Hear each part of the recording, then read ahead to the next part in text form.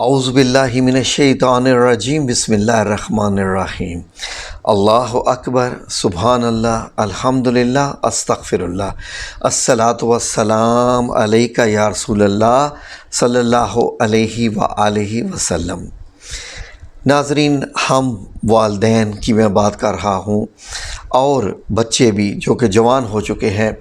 ناظرین، ہم لوگوں کے اوپر حقوق ہوتے ہیں جن کے تحت ہمیں زندگی گزارنے کا مقصد ملتا ہے۔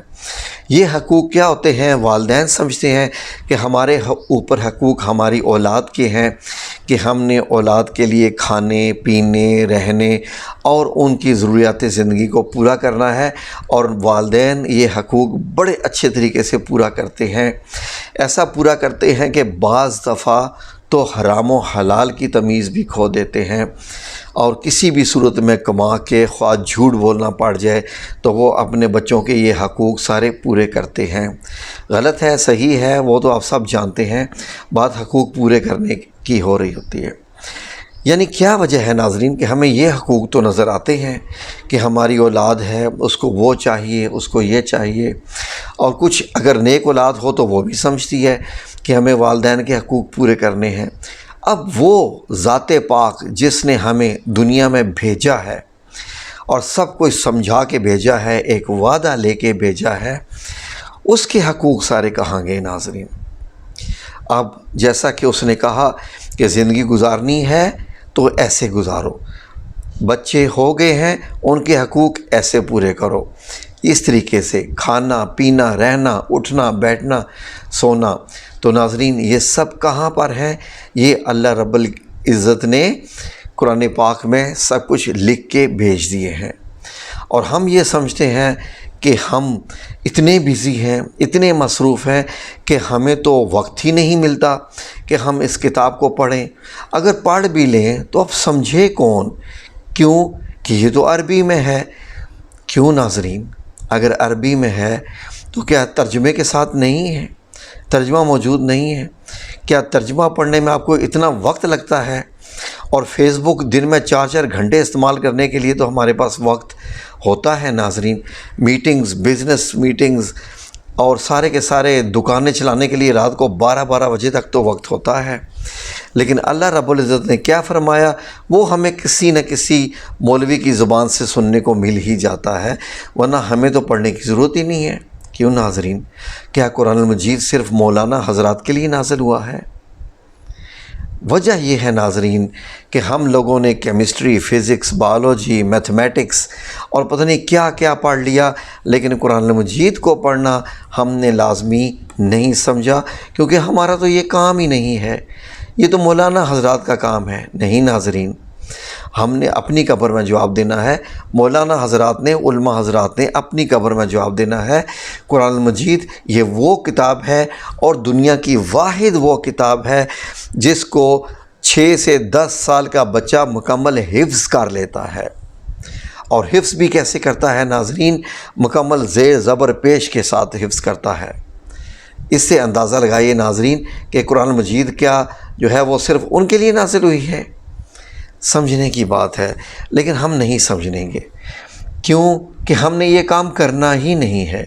ناظرین، اس ویڈیو کے بنانے کا مقصد آپ کو سمجھانا ہے کہ قرآن مجید دنیا کی آسان ترین کتاب ہے، دنیا کی آسان ترین کتاب ہے، لیکن اس بندے کے لیے جو سمجھنا چاہے، جس کی نیت ہے۔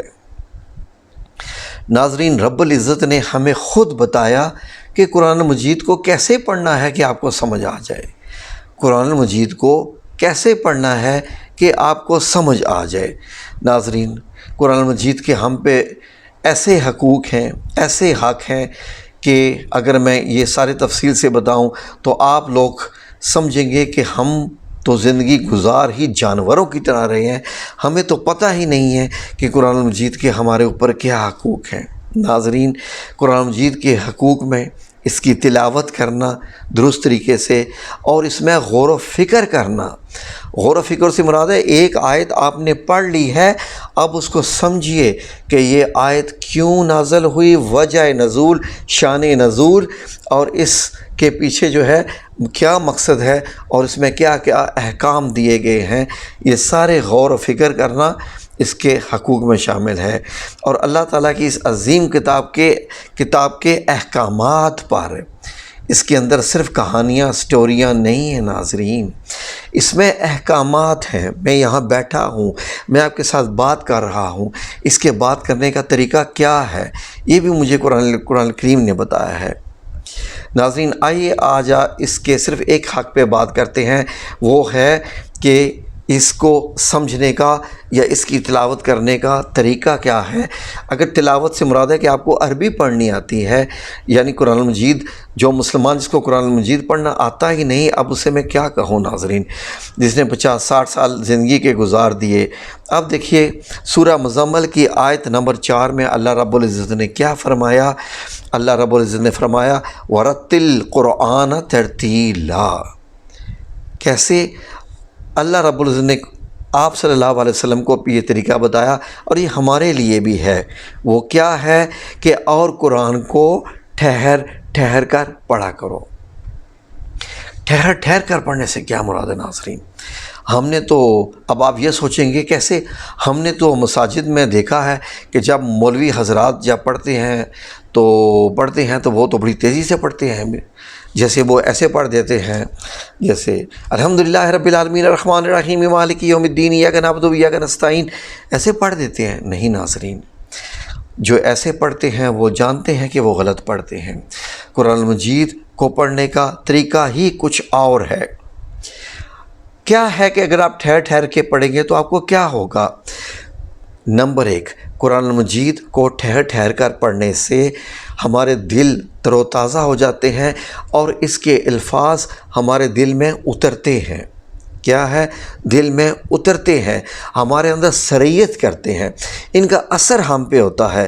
پھر جب ہم اس طریقے سے پڑھتے ہیں تو سرایت کرنے سے ہمیں آرام اور سکون ملتا ہے، اس لیے ہمیں اسے پڑھنا ہی چاہیے۔ کیوں پڑھنا چاہیے ناظرین؟ کیونکہ جس مقصد کے لیے ہم دنیا میں آئے ہیں اس مقصد سے کہیں ہم ہٹ نہ جائیں۔ نبی پاک صلی اللہ علیہ وسلم کیا فرماتے ہیں کہ بنی آدم کے دلوں پر اس طرح زنگ لگ جاتا ہے جس طرح پانی لگنے سے لوہے پر زنگ لگ جاتا ہے۔ صحابہ کرام نے پوچھا کہ دلوں کے زنگ کو دور کرنے کا طریقہ فرمائیے، تو آپ صلی اللہ علیہ وسلم نے ارشاد فرمایا موت کو کثرت سے یاد کرنا اور قرآن مجید کی تلاوت کرنا۔ ناظرین آپ کو اردو پڑھنی آتی ہے نا؟ اردو سمجھنی آتی ہے نا؟ آتی ہے۔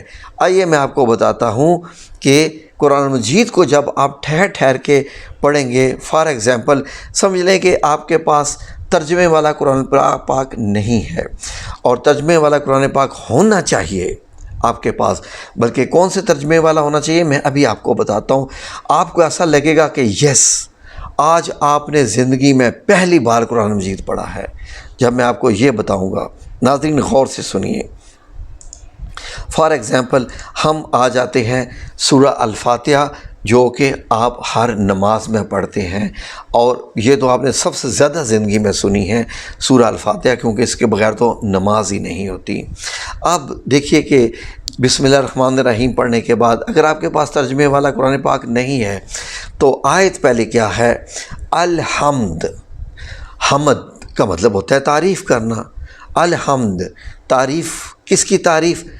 للہ ہے، یعنی اللہ ہوتا ہے اللہ، للہ اللہ کے لیے ہیں جی، رب پالنے والا، عالمین کون نہیں جانتا کہ عالم ایک دنیا کو کہتے ہیں، عالمین ساری دنیا کو کہتے ہیں۔ اب الحمدللہ رب العالمین کہ تمام تعریفیں للہ اللہ کے لیے ہیں، رب جو کہ ہمارا پالنے والا ہے، اور عالمین جو کہ سارے جہانوں کا پالنے والا۔ اب اس کی کیا دیکھیں، اگر آپ اس کو جملے میں کنورٹ کریں تو سب تعریفیں معذرت ناظرین، سب تعریفیں اللہ کے لیے ہیں جو تمام جہانوں کے پالنے والا ہے۔ الرحمن بہت بڑا مہربان ہے، رحیم جو کہ نہایت رحم والا ہے، الرحمن الرحیم نہایت مہربان اور بہت رحم کرنے والا ہے۔ بہت زیادہ کیا مشکل ہے؟ مالک، دیکھیں مالک ہو، اس چیز کا وہ مالک ہے، ہاں جی، یہ اس کی ملکیت میں ہے، مالک جو کہ مالک ہے کس چیز کا؟ یوم. یوم کا مطلب دن ہوتا ہے، اردو کا لفظ ہے یوم، عربی کا لفظ ہے یوم. یوم الدین، دین یعنی اس دن کا. کس چیز کا؟ دین مذہب کو بھی کہتے ہیں اس دن کا، جی یعنی جزا کے دن کا. یوم الدین جزا کا دن، جس دن تمام حساب ہو جائیں گے. مالک یوم الدین، جزا کے دن کا وہ مالک ہے. ہم مالک نہیں ہیں، ہم اس دن جواب دہ ہیں. آپ دیکھیے کیسے آپ کو سمجھ آ رہی ہے جی. ایا کا، ہم جی ایا کا مطلب ہوتا ہے ایا کا. جب کاف عربی میں لگ جاتا ہے نا جی، انکا، اس کا، انکا جی، جیسے لفظ انت ہوتا ہے، انکا انت تواب الرحیم. جب کاف لگ جاتا ہے تو مطلب سامنے والے کا جو ہوتا ہے اس کے ایا کا، کہ ہم تیری ہی نعبدو جی، نعبدو، نون عین بے دال، عبد جی عبادت کرنا. کیا مشکل ہے اس لفظ میں؟ نعبدو کہ جو ہے ہم تیری عبادت کرتے ہیں. وا کا مطلب اردو میں بھی آپ جب لکھتے ہیں آسمان و زمین، آسمان اور زمین، وا کا مطلب اور ہوتا ہے. ایاک نعبدو و ایاک نستعین، اور نستعین کہ تجھی سے مدد مانگتے ہیں، ہم تیری ہی عبادت کرتے ہیں، تجھی سے مدد مانگتے ہیں. اب یہ دیکھیے اہدنا کہ مجھے بھی دکھا دیجئے، دے دیجئے. اہدنا ہمیں دکھا دیں جی. یہ لفظ کچھ یاد کر لیجئے. صراط، صراط کا مطلب ہوتا ہے راستہ. جیسے پل صراط ہے، سنا ہوا ہے، پل کا راستہ ہے جہاں سے ہم نے گزر کے جانا ہے. اہدنا الصراط کہ ہمیں بھی راستہ دکھا دے. مستقیم، سیدھا راستہ. کیا مشکل ہے جی کہ ہمیں بھی سیدھے راستہ دکھا دے، ہمیں سیدھے راستے پہ چلا دے جی. صراط آگے پھر ہے صراط الذین انعمت علیہم. صراط یعنی راستہ کس چیز کا؟ الذین. جہاں لفظ الذین آ جائے تو لوگوں کا آ جائے گا. یا ایھا الذین، اے لوگو. یہاں پر بھی آ رہا ہے الذین. آپ الذین لفظ سے واقف ہو جائیں گے تو لوگوں کی بات ہو رہی ہے یہاں پر. صراط الذین، ان لوگوں کا راستہ جی. اردو کا لفظ کیا ہے؟ انعام. ٹھیک ہے، نعمتیں. یہاں لفظ آ رہا ہے انعمت. انعمت کہ تیرا انعام ہوا. انعمت تیرا انعام ہوا، تو نے احسان کیا.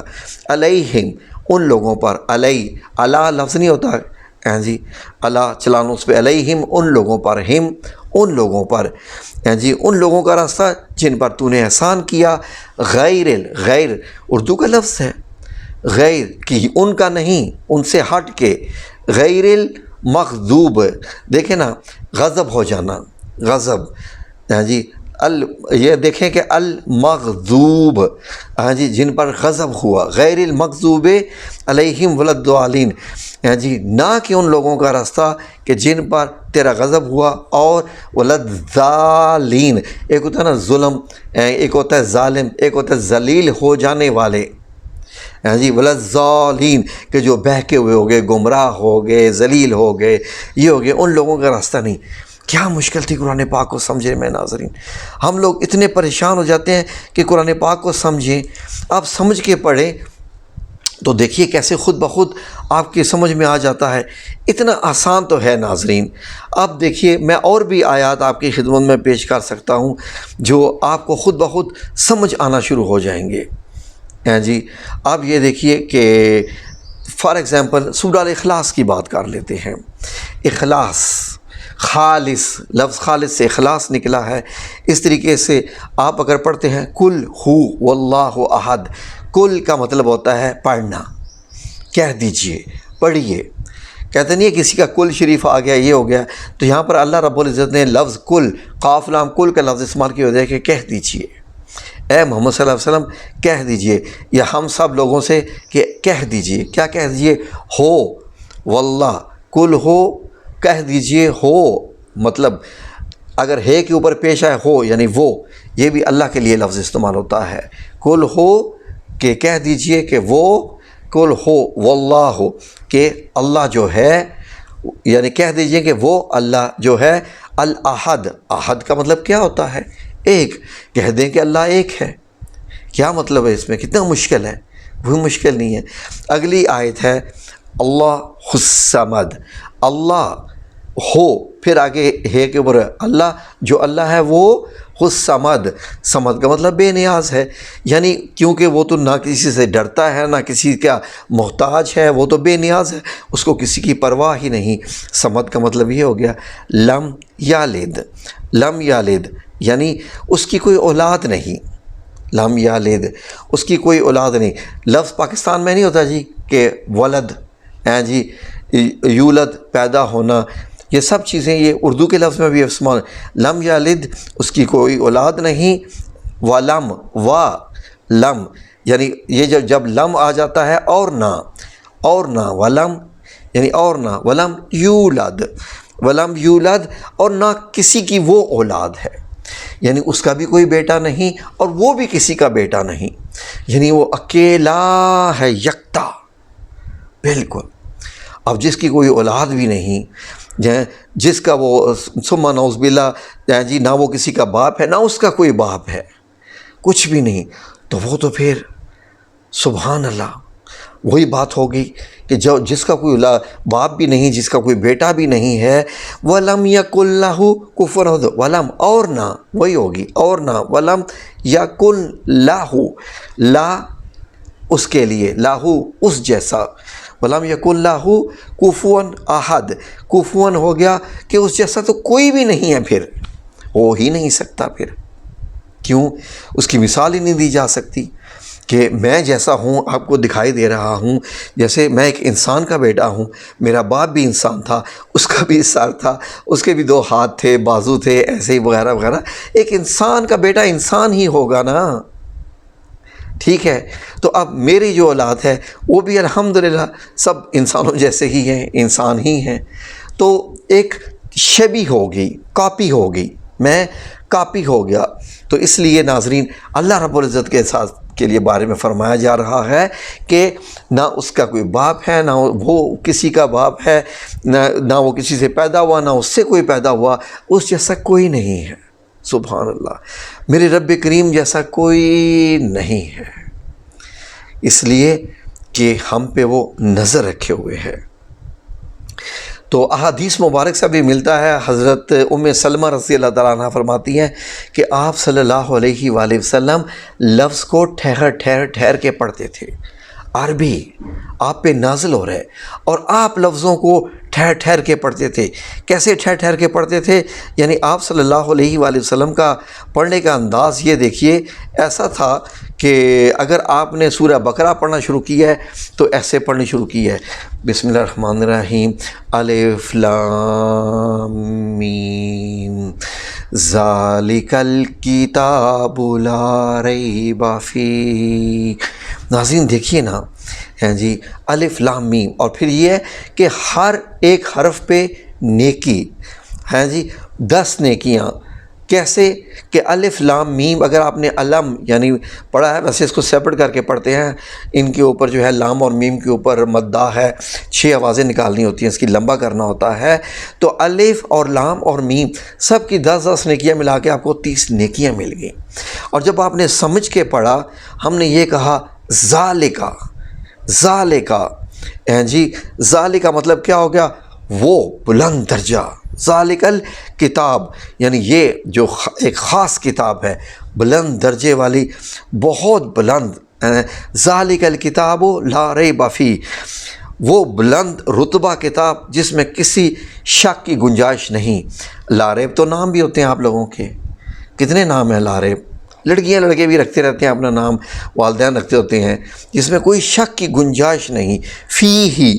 فی کا مطلب ہوتا ہے اس میں ہے، فی ہدل للمتقین، خدن ہدایت، جی جیسے ہدایت، خدن اگر ہم پڑھیں، اگلا لفظ نہ پڑھیں تو خدن ہدایت سے لفظ نکلا ہے، ہدا الہدا گروپ بھی ہے ایک، تو اس طریقے سے ہدایت پانا، خدل لیل کا جیسے میں نے آپ کو بتایا تھا، اس کے لیے، کن کے لیے؟ متقین، جو پرہیزگار ہوتے ہیں۔ متقی یعنی جو پرہیزگار ہوتا ہے، یعنی اس قرآن پاک میں ہدایت ان لوگوں کے لیے جو پرہیزگار ہیں۔